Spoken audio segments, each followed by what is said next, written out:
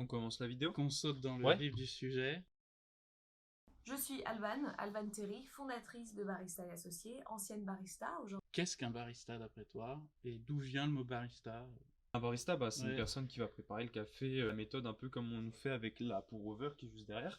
Mais du coup, lui, il va va faire tout à la main. C'est-à-dire qu'il va moudre le grain, il va faire bouillir l'eau, il va peser les grains, il va ensuite les mettre dans une pour-over et il va tourner avec lui-même en fait la bouilloire. La définition aujourd'hui, c'est l'expert du café, celui qui Oui, c'est prépare le le café. professionnel pour préparer les bons cafés. C'est que barista, Ouais. c'est de l'italien. Parce que les Italiens, ils ont jamais nommé l'expert du café le barista. Ok, ouais. En Italie, le barista, c'était le barman en général. Les anglo-saxons qui, en venant en Italie, qui se sont mis à dire en Italie, le barista, il fait un super café. Et ils l'ont gardé pour cette image du café, Ok. alors qu'à la base, c'est vraiment un mot généraliste du barman. Et c'est des États-Unis qui est revenu barista, par exemple en France. Ouais. On dit barista, on aurait pu croire que ça venait d'Italie, mais non, et c'est même arrivé en Italie depuis les pays anglo-saxons. Et je sais que certains Français essayent de trouver un mot pour relier avec sommelier, ils disent souvent cafelier. Ouais. C'est l'expert du café. Trouvons un vrai mot. Voilà, on dit barista à quelqu'un qui s'y connaît pas, par exemple dans le café. Je suis sûr qu'à tout moment, il sait pas qui c'est en fait. Il sait pas Ouais. qu'est-ce que c'est, si c'est un métier, si c'est. Il n'en sait rien. Hein. C'est vrai que c'est difficile d'imaginer de retourner à d'autres mots. Mais est-ce que si on lui aurait dit à la limite un cafelier, comme tu as dit tout à l'heure. Cafelier, c'est ça. Comme tu as dit tout à l'heure. Sommelier du café. Et ben là, cafelier, il se serait dit, bon, mais il y a le mot café dedans, ça fait comme sommelier, et voilà quoi, ils auraient peut-être mieux compris en tout cas que barista. Et aujourd'hui, j'aimerais vous parler du café de spécialité, pas comme un produit, mais comme un art de vivre. Justement, le café de spécialité, par définition de sa structure même, c'est le produit. Nous, ce qu'on essaye de transmettre par Alternative Café, c'est justement l'art de vivre derrière le café. Il faut pas forcément que ce soit un café de spécialité. Le café en général, c'est comme le vin, quand on va boire un vin ou tout ça. Le vin, c'est aussi un art de vivre, mais on ne dit pas le vin de spécialité. Ça serait horrible, ça se dit pas. Comme on le sait, le café de spécialité, comme vous le savez parce que vous avez pu notamment regarder les vidéos précédentes, le café de spécialité est un produit premium, un produit de qualité supérieure, du fait de toute l'attention qui y est donnée tout au long de la chaîne de production du café. Donc au niveau de la ferme, au niveau de l'exportation, importation, au niveau de la torréfaction, extraction, puis au niveau du service du client. Là, on rejoint exactement ma critique du café de spécialité, qui est on prend les mêmes et on recommence. Alors que là, elle l'explique très bien, il y a le fermier, faut qu'il travaille mieux, l'importateur, faut qu'il travaille mieux, l'exportateur, le torréfacteur, tout le monde doit, c'est un peu, on prend les mêmes en mode, les standards sont pas assez bien, donc on va tous mieux travailler et on aura un meilleur produit. Un vin de bonne qualité sera forcément fait que quand il sera vinifié par le vinificateur, le vigneron. Le vigneron. Quand on dit la torréfaction à l'origine, c'est pas juste parce qu'on trouve qu'il va mieux le torréfier.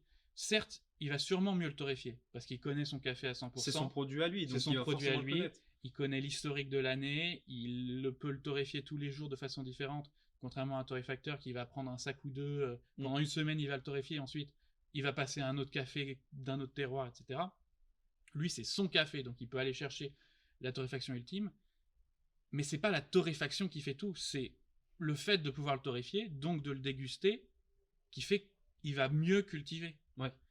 Quand on choisit du café de spécialité, quand un établissement choisit de servir du café de spécialité, c'est pour le goût, mais pas que. Et je dirais même que le goût n'est pas la première raison pour laquelle un établissement choisit du café de spécialité. Parce que certes, du café de spécialité, ça peut être très bon, mais c'est compliqué à extraire de façon équilibrée. Il faut un vrai savoir-faire. Et comparé à nos habitudes actuelles de consommation et production du café, quand je dis nos, je n'inclus pas le café de spécialité, je veux dire à l'échelle française, faire du café de spécialité dans un établissement, servir du café de spécialité, c'est beaucoup d'efforts. Le café en général, en fait, tu peux donner un super café à que ce soit un consommateur ou même un restaurant. Ouais. S'il ne prend pas le temps de le préparer correctement, s'il ne sait même pas en fait, bien le moudre, bien l'extraire, Ouais. bah, il va pas en profiter, il va pas pas voir la déguster différence. toutes les saveurs qu'on peut ressentir quand un café est bien préparé. Parce que les gens sont habitués à vraiment appuyer sur le bouton de l'expresso, ça prend Ouais, il y a un 5 confort. secondes, c'est fini, après ils boivent leur café. Mais s'ils le boivent en expresso, forcément ils vont pas retrouver les saveurs que s'ils l'ont préparé avec par exemple la pour-over barista qui est juste derrière, où on va vraiment sentir que il y a une vraie préparation derrière et donc on va sentir les saveurs, on va tout ressentir les arômes. Donc Mais c'est vrai je que pense que en France, le gros souci qu'on a en tout cas, c'est qu'on est un peu feignant, on adore quand c'est fait vite fait en fait. Donc du coup, on prend pas le temps de préparer nous-mêmes correctement le café.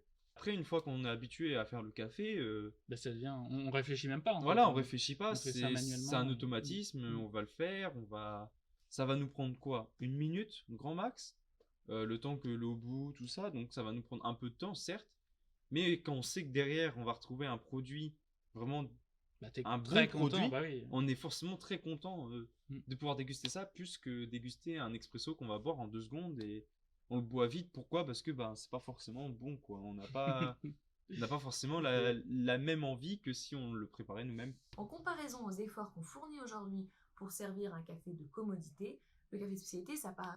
La commodité, c'est 90% des cafés. Et comme je disais tout à l'heure, bah, en fait, non, le café, c'est un produit agricole, il n'y a aucun café similaire. Ce qui est de la commodité, c'est le paquet de café au supermarché, où ce sont des marques qui essayent d'avoir toute l'année le même produit. Ouais. D'ailleurs, c'est ça leur enjeu, c'est à chaque fois que le client va venir au supermarché, qu'il retrouve exactement le même goût, qu'il ne se rende pas compte que chaque café est différent. Alors que dans les faits, bah, comme je te disais, d'une ferme à l'autre, c'est pas du tout le même goût. Donc, c'est pour arriver à ce mélange qui a toujours le même goût, c'est un art. Et t'arrives à la commodité, mais le café à la base ne l'est pas. C'est par nature pas. C'est une vision très triste du produit et très marketing finalement. Donc, le goût, oui, c'est une des raisons, mais une autre des raisons pour choisir du café de spécialité, c'est l'aspect où on sait que le café est traçable, on sait d'où il vient et on sait que c'est un café responsable. On sait que, normalement, on fait confiance aussi à la chaîne qui est arrivée jusqu'à nous, normalement, les fermiers ont été payés davantage. Il y a eu plus de contrôle sur... Mais d'aller dire, normalement... En fait, je pense qu'elle Moi, c'est juste le mot non, normalement. Mais là, je pense qu'elle est très au fait que les producteurs se font encore arnaquer à fond et que non, ils gagnent pas plus, surtout qu'en général, le tri pour le café de spécialité, il est fait par l'exportateur qui va, à partir de toute la production, en tirer les 20% qui sont spécialités, les autres non. Voilà, faut faire confiance à la chaîne, mais on peut pas. On peut pas. C'est à partir du moment où il y a une chaîne, il n'y a plus. Il n'y a plus le fait que le producteur sera forcément pas bien payé, mais il sera payé honnêtement, quoi. Non, mais il faut oublier l'idée que dans le café de spécialité, le producteur est mieux payé. Et la façon la plus simple de le faire comprendre aux gens, c'est de toute façon, il n'a pas plus de pourcent dans la valeur finale. Ouais. Il reste à ces 5%. On ne peut pas avoir autant d'acteurs et espérer que ça fait beaucoup trop en tout cas, une ça, bonne répartition de la valeur. Ouais. Et le perdant, c'est toujours celui qui est le plus loin du consommateur, celui qui a aucun contact. Ouais. Et c'est le caféiculteur. Où va l'argent? Certes, il y a eu plus de contrôle sur la qualité, mais aussi sur l'impact que va avoir cette qualité sur la vie des fermiers. Donc c'est consommer. C'est pas au producteur de proposer quelque chose d'exceptionnel, c'est-à-dire de sortir par le haut des choses. C'est plutôt aux intermédiaires de contrôler le fermier, de voir qu'il fait les choses bien. Souvent, quand on commence à vouloir faire de la spécialité, on se dit bon, il faut quand même que je goûte le café, il faut quand même que je comprenne. Oui. Donc, il faut que je m'achète une petite machine de torréfaction. Et une fois qu'ils travaillent le produit, qu'ils font la torréfaction, qu'ils goûtent le café, ils disent mais pourquoi je ne vendrais pas le café torréfié? Je vois dans ma capitale, il y a plein de cafés, il y a des restaurants. L'agrotourisme, il y a beaucoup de touristes qui arrivent, qui veulent visiter les fermes, etc. Bah tiens, pourquoi je ne leur vendrais pas des paquets de café? Et c'est là que peut naître la torréfaction à l'origine pour beaucoup de producteurs. Et c'est en ça qu'on ne peut pas nier qu'il y a un côté indirect. Hein, c'est pas du tout la volonté. Les cafés de spécialité ne veulent pas que les producteurs prennent la main. Ouais. Mais ils le font. Et ça arrange entre guillemets tout le monde. Faut bien qu'ils testent, faut bien qu'ils goûtent eux-mêmes leur café, parce que c'est quand même eux qui l'ont produit. C'est leur production à eux, donc je vois pas déjà en quoi un exportateur ou même un importateur pourrait interdire à un caféiculteur de goûter son produit, quoi. Ici, de manière responsable pour la marque. Donc, café de spécialité, un art de vivre. Ok, c'est-à-dire, donc quand on vient de rappeler ces caractéristiques, on voit que la première, c'est la qualité du produit. Donc si on choisit de servir un café de spécialité pour la qualité aromatique, la qualité du produit, ben forcément, on ne peut pas à côté choisir de servir des produits médiocres. C'est un peu, quand on s'engage dans une voie telle que celle du café de spécialité, derrière, il y a un minimum de cohérence qui s'impose.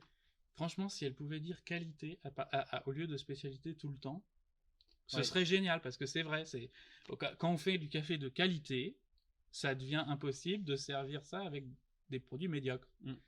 Pourquoi ressortir ce spécialité à toutes les phrases? C'est insupportable. Alors que c'est moche. Hein. Et donc, il va falloir qu'on, par exemple, utilise des produits de saison. Peut-être qu'il faudra qu'on utilise des produits bio autant que possible. Alors, le café de spécialité n'est pas nécessairement bio, parce que ça demande beaucoup de financement pour avoir le label, mais en général... Ça, c'est super intéressant. Ça, par contre, c'est vrai. Parce que c'est exactement ce qu'on explique.